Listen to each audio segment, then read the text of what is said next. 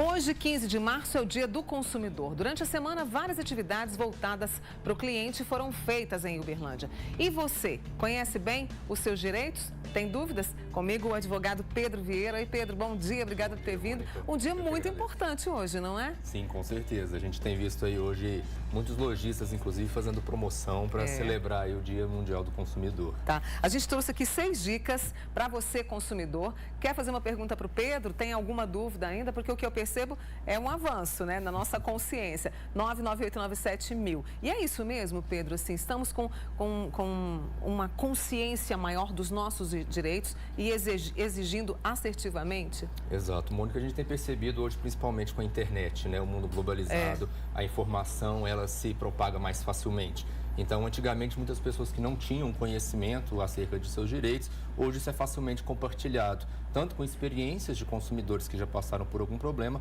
quanto em questão de orientação e informação que está aí facilmente acessível para qualquer pessoa pela internet, pelo boca a boca. Muito bem. Nós temos aqui dicas importantíssimas que nós separamos juntamente com a ajuda do Pedro. Nota fiscal. Ainda tem gente que não pede nota fiscal? Bastante pessoa não pede a nota fiscal, principalmente pela falta de conhecimento do motivo, da necessidade de se ter a nota, né? A nota fiscal, ela é o documento oficial e formal que retrata aquela operação de compra e venda, então é ela que documenta a transferência de propriedade. Então, quando você vai numa loja, quando você faz uma compra pela internet, o documento que comprova que você é o proprietário daquele produto, a data que você comprou, o valor que você pagou, é a nota fiscal. Então, se o produto der algum defeito, se você precisar fazer alguma troca, acionar a garantia, você vai precisar deste documento. E claro, também, muitas vezes você até quer vender este produto para uma terceira pessoa. Então, você vai comprar um produto usado que ainda está no prazo de garantia, você como novo consumidor, você vai precisar da nota fiscal de quem efetivamente comprou. Então, ter o documento fiscal é muito importante, é uma obrigação, né, de todo fornecedor, de todo vendedor, fornecer esse documento fiscal para o consumidor. E se você tem alguma dificuldade também em guardar, né? A gente sabe que muitas vezes o cupom apaga, a nota fiscal ela se perde. Hoje em dia, com o celular, com o computador é muito fácil. Você tira uma foto, arquiva num e-mail, arquiva nos seus arquivos, porque ele, se daqui 1 ano, 2 anos você precisar, você tem um documento que comprova o dia que você comprou, quanto você pagou e que produto que era aquele, quem te vendeu. Muito bem, viu que dica boa? A gente printa e deixa arquivado. Você falou na questão da nota fiscal, o quanto ela é importante para a gente poder exigir uma troca, né, uma devolução do dinheiro. E produto com defeito, né? A gente tem direito de trocar se tiver com a nota fiscal. Sim, quando você tem a nota fiscal, você comprova a data, né, da compra que você recebeu aquele produto, e o produto que apresenta algum tipo de defeito, o consumidor tem direito a reparar aquele defeito. Então, o que hoje o Código de Defesa do Consumidor ele prevê é que, se o defeito não for corrigido, o consumidor tem a escolha de pedir a troca por um novo produto em perfeitas condições de uso, ou dele cancelar a compra e receber de volta o valor, ou até o abatimento proporcional. Às vezes o produto está com algum defeito, mas que não impossibilita o uso completo, mas algum tipo de função. Então, o consumidor também poderia escolher pelo abatimento proporcional. É uma escolha do consumidor, caso este defeito não seja reparado ali pelo fornecedor. E eu posso verificar este produto na loja, por exemplo, para saber se ele está com defeito? Porque às vezes você chega em casa, ele apresenta um produto e aí na volta, às vezes, pode gerar um conflito complicadíssimo. O produto com defeito, né, nós temos os defeitos aparentes e aqueles defeitos ocultos, né? Então, se no momento da compra você é informado que aquele produto, por exemplo, está com desconto ou alguma promoção, justamente em virtude dele ter um defeito parcial, o consumidor pode aceitá-lo. Né? E aí você recebe um desconto na nota por ter comprado um produto que já estava com defeito. Agora, se é um defeito oculto, que às vezes ele vai surgir na utilização do produto no decorrer de 30 dias, 60 dias, se é um produto durável, você tem o direito a comparecer na loja, apresentar a nota fiscal e pedir que ele seja reparado e, se ele não for, a troca ou o cancelamento da compra. Antes da gente passar para a terceira dica que o Pedro nos ajudou, tem um Augusto, ele quer saber qual é a regra de fidelidade para planos de internet banda larga.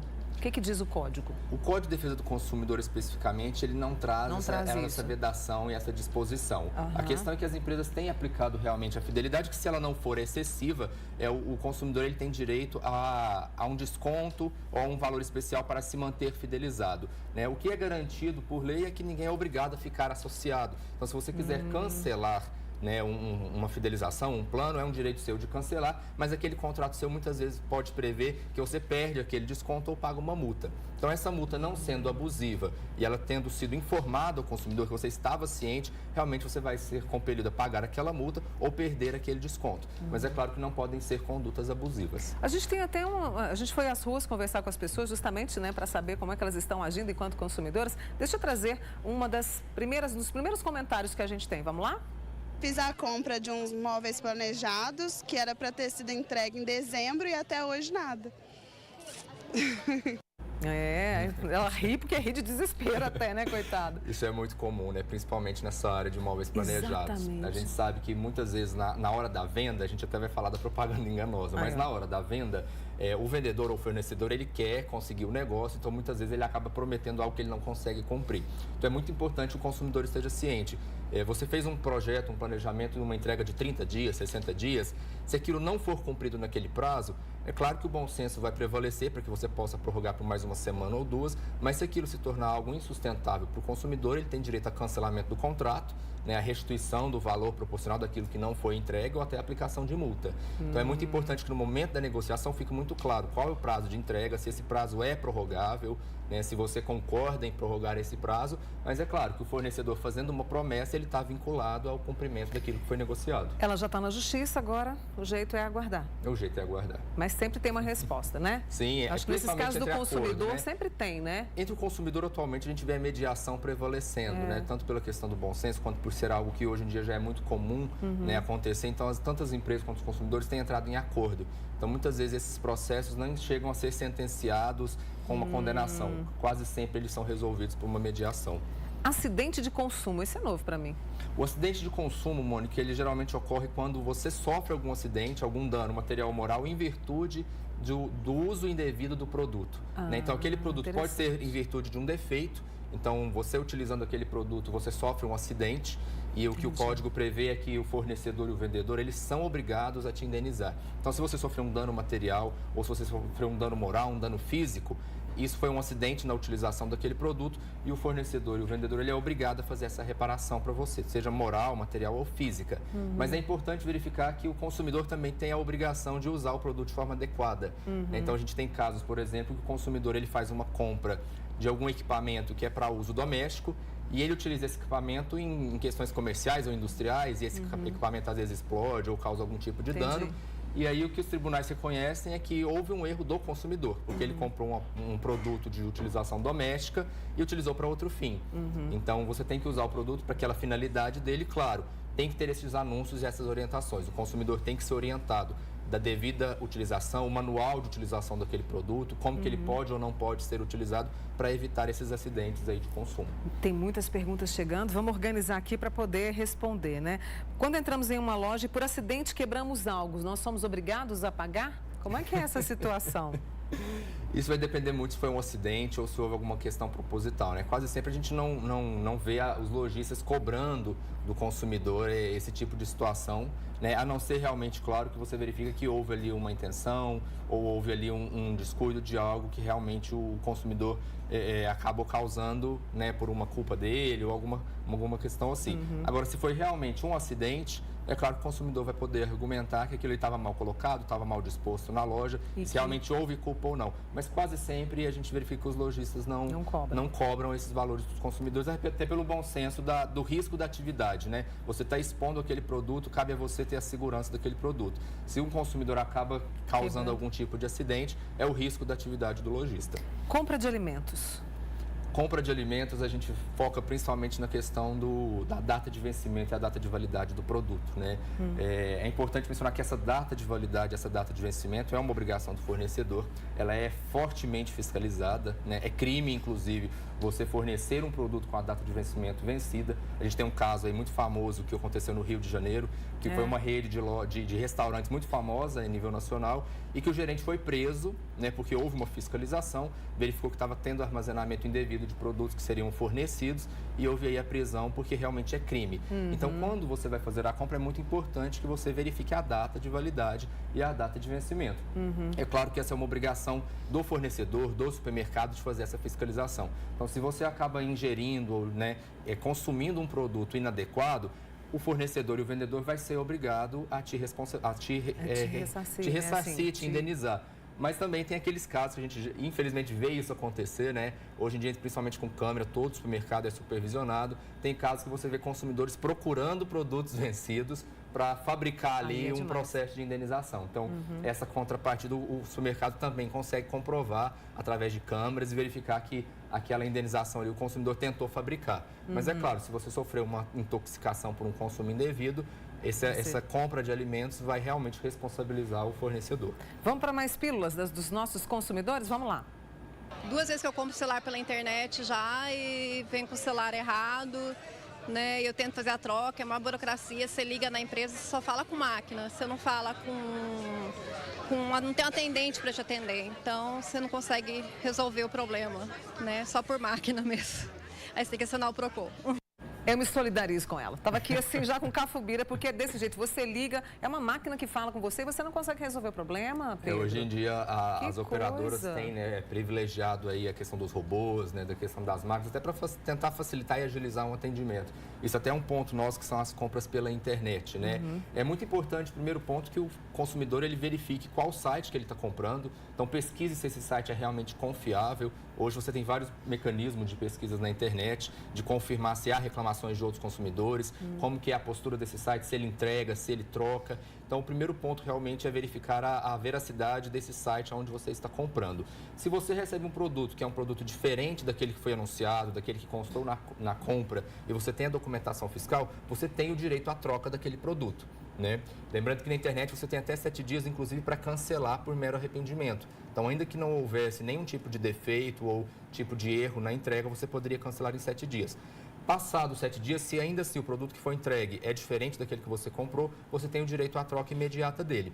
Qualquer dificuldade de atendimento, de fornecimento, além da troca, pode ser que isso gere até uma indenização para o consumidor, a depender se o atendimento não foi adequado. Os meios hoje de mecanismo de esse consumidor se resguardar é o Procon e também por meio de ações judiciais.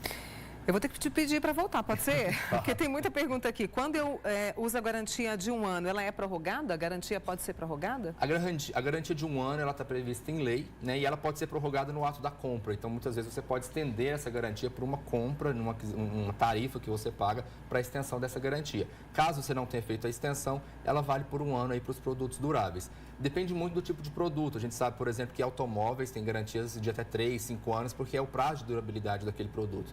Então, a garantia ela costuma ser proporcional ao prazo de utilização e durabilidade daquele produto. Deixa eu chamar mais uma pessoa que conversou com a gente sobre o Código do Consumidor. Vamos lá.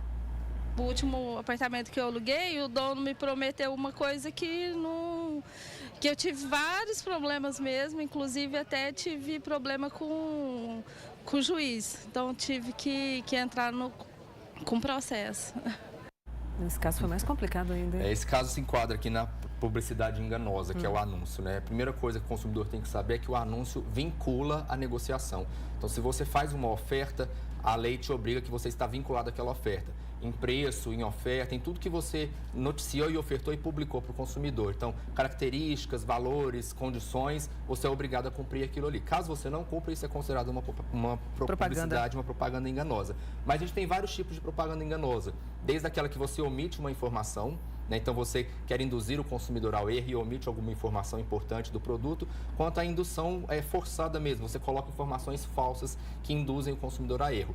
Esse tipo de propaganda enganosa é crime, né? Quem fez essa propaganda, muitas vezes as agências de marketing têm anúncios para tentar forçar aí uma negociação, tentar forçar um anúncio para chamar a atenção do consumidor, e isso acaba causando um prejuízo muito grande para o fornecedor, porque ele fica vinculado e aquele negócio pode ser inclusive desfeito, porque você fez uma aquisição, você fez uma negociação confiando na informação que lhe foi passada, e se aquela informação não foi cumprida, você pode exigi-la ou inclusive cancelar o negócio aí com aplicação de multas e indenizações dos prejuízos. Deixa eu trazer mais uma dúvida de uma pessoa, é a Solange do bairro Laranjeiras. Ela falou o seguinte, que agora quando compra por cartão, eu não vou exibir a via aqui porque tem o nome do comércio, mas vou mostrar para o nosso amigo Pedro. Esse funciona como cupom fiscal? É um cupom fiscal? Não, que via é essa? Na verdade, isso não é a nota fiscal, né? Essa via que as operadoras emitem é a via apenas da transação do cartão de crédito. Ela não tem a força de um cupom fiscal ou de uma nota fiscal.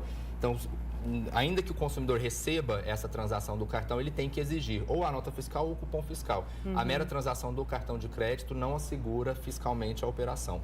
Vamos fazer o seguinte, tem muitas perguntas dos nossos amigos aqui, você pode voltar? Claro, com certeza. Pode voltar, e a gente até exibe essa compras à distância, eu te confesso que tive um problema. Nunca imaginei que fosse ter, tive um problema com isso aqui. Acontece. Acontece, né? Mas a gente tem que procurar os direitos, não tem? Com certeza. É o seguinte, meus amigos, minhas amigas que estão acompanhando o Manhã Total, com as perguntas que estão aqui, vamos combinar com o Pedro, quem sabe na segunda-feira é possível de você voltar? Claro, com certeza. Né? Vou ver com a produção e eu vou guardar as suas perguntas para que a gente possa voltar a falar sobre os nossos direitos, o direito do consumidor. Combinado? Pedro, muito obrigada mais uma vez pela sua participação e vamos combinar segunda-feira, tá certo? Combinado. Obrigada. Esse é o Pedro Vieira, advogado especialista aqui com a gente falando sobre o Dia do Consumidor. Obrigada, bom fim de semana. Obrigado, bom tá? fim de semana.